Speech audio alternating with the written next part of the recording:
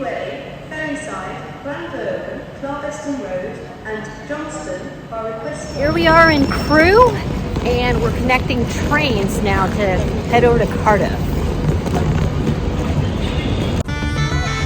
Get out your disinfecting wipes. We are traveling to Cardiff from Liverpool by way of Crewe. In this episode, I will show you what we did during our 3 days in Cardiff, the capital of Wales.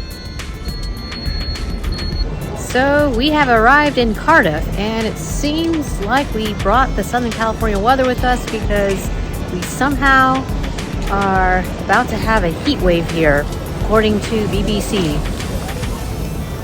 See? BBC in front of us, and it's 84 degrees Fahrenheit. I don't know what that is in Celsius. Gotta do the calculations.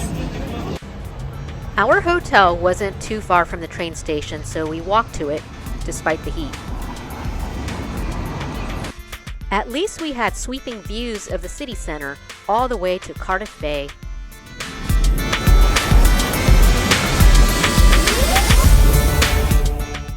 Oh, and thank goodness during this heat wave we have AC in our hotel room.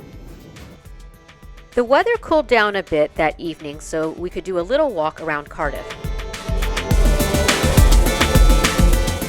St. John's Church is in the middle of Cardiff and dates back to the 12th century. Since it's a nice evening, why not grab dinner outside? I had read up on traditional Welsh food and wanted to try some dishes. Ooh, it's a taco bar and it's unauthentic Mexican food.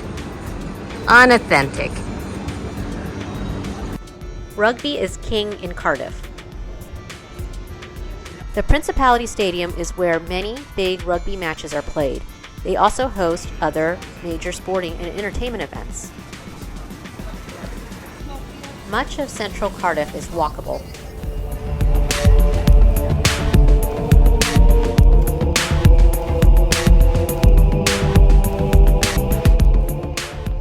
And this here is the site of the finish line to the Cardiff Half Marathon, one of the largest half marathons in the world. One day, I'll run it. If you don't run, at least you can take a stroll through Alexandra Gardens. My favorite thing in the park is the Lifestone that honors all the organ and tissue donors, both in English and in Welsh. There's the prestigious Cardiff University.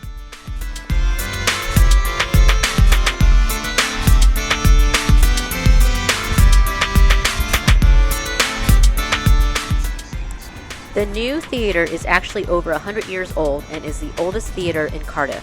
It's also home of the ghost of Lady Grey. The Jury's Inn is a prime example of Victorian architecture. Even though we did a lot of walking this evening, I hadn't forgotten my quest for traditional Welsh food. And I found some meat pie with minty peas and gravy.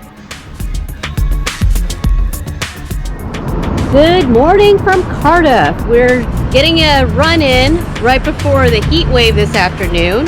We're going to be going through the old part of the city, and so it'll be a pretty scenic run.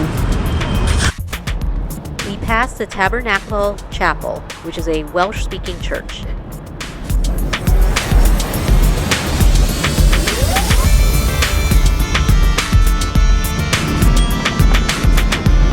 How's it going?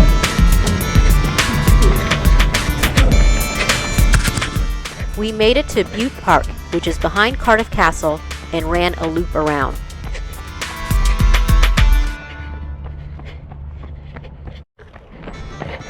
Oh, look, a castle.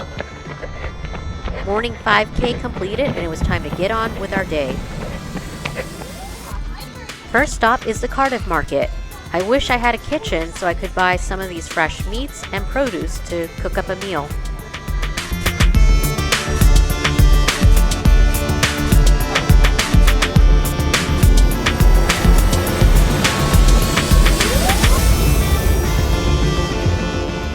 From the second floor, you can see the many rows of merchant stalls.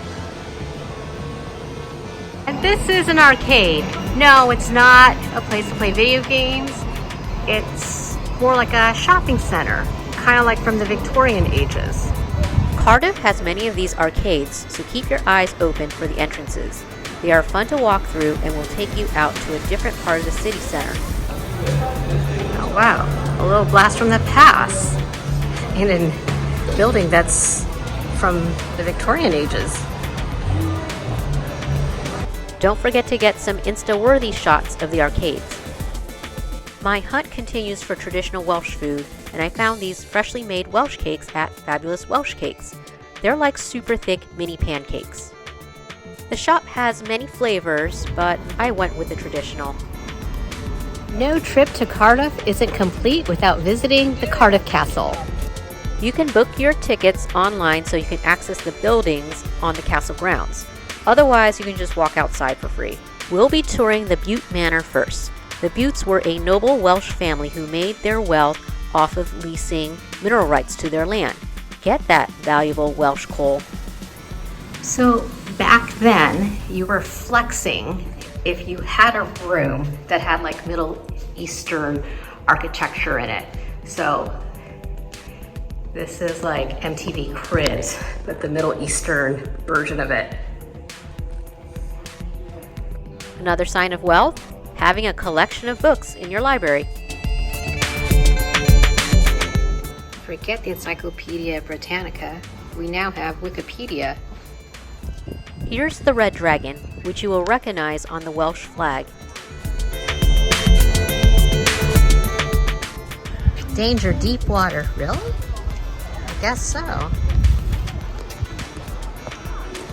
The castle admission allows you access to the keep. You can appreciate the medieval defense architecture. What a lookout! There's the moat, and new battles are fought at the Principality Stadium these days. One more thing that the admission gets you is access to the tunnels, which served as shelter during the World War II raids.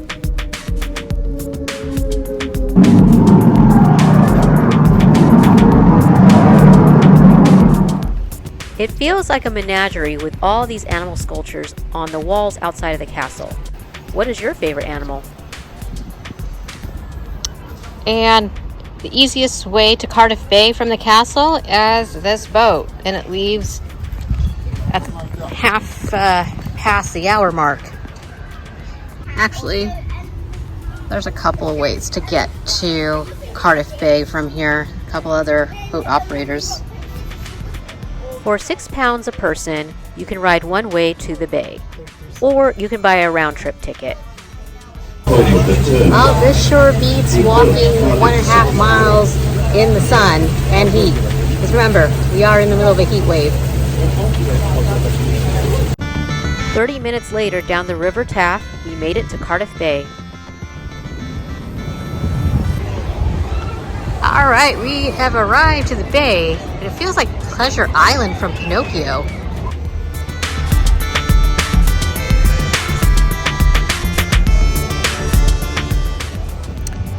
So we decided to escape some of the heat from this current heat wave by coming out to the Cardiff Bay this afternoon.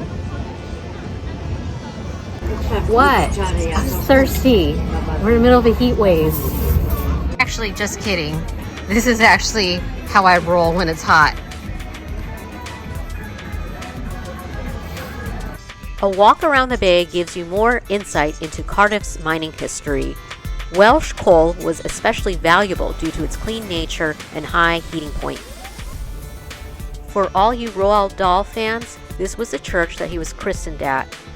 Let's hear it for the writer of the BFG, Matilda, James and the Giant Peach. The unique architecture of the Welsh Parliament building is made of repurposed materials. Go green energy.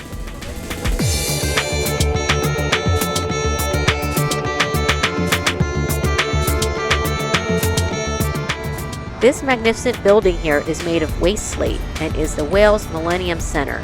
It's the National Performing Arts Centre. Since we're where the river meets the ocean, great efforts have been undertaken to make this area a natural reserve. There's the Cardiff Bay Trail, which you can bike or walk along the coast. I think we'll save our mileage and walk back to the hotel.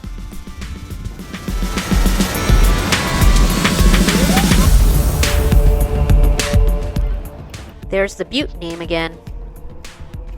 how environmentally friendly it is to see shipping containers be repurposed as homes.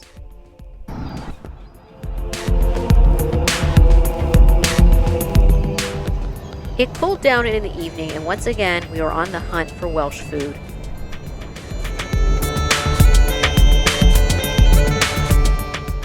This place looks promising. We had the cod and cockles, the Welsh rarebit, and pork belly and pork cheeks. Pretty upscale Welsh dining. The next morning, we took the bus into another part of Cardiff to do our laundry and stop by at this bakery. We ordered a pork sausage roll, vegan pasty, potato pasty, and a tea bread. Welsh breakfast items checked. Oh, isn't this nice? This little walkway, bikeway is right along the reserve. Ironically, we ended up walking part of the Cardiff Bay Trail after all. To escape the mid-afternoon heat, spend a couple of hours at the National Museum of Cardiff. Admission is free, and so is the air conditioning. They accept donations. For a free museum, they have a nice-sized collection of Impressionist artworks, including those by Monet and Van Gogh.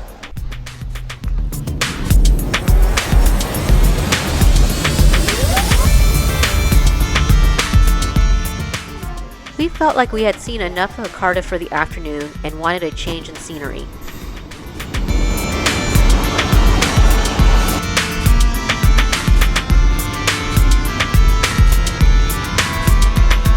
For a quick day trip, take the train to the nearby seaside town of Penarth. I was not prepared for the hills as we walked from the Penarth city center. You can walk to the Penarth Marina and see the yachts making their way in.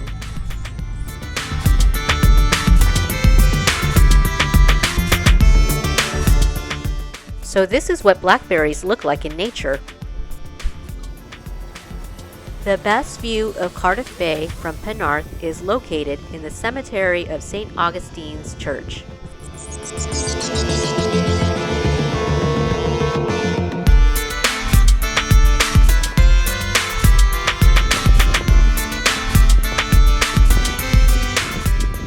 But the real reason why we went to Penarth was to see the Penarth Pier.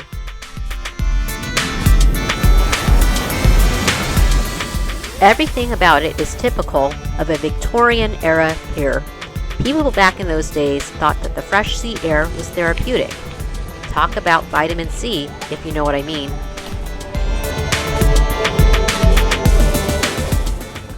Whew. Feels nice and cool here on the Penarth Pier.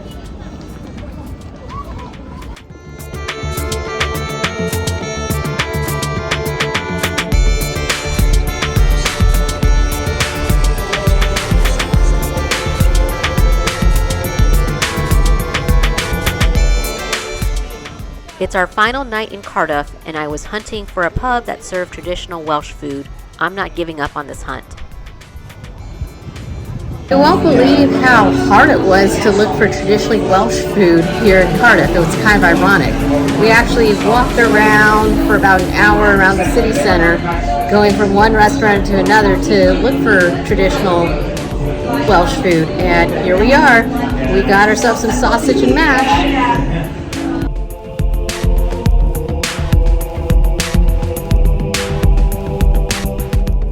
How about some berry cider after trekking around hilly Penarth on a hot afternoon?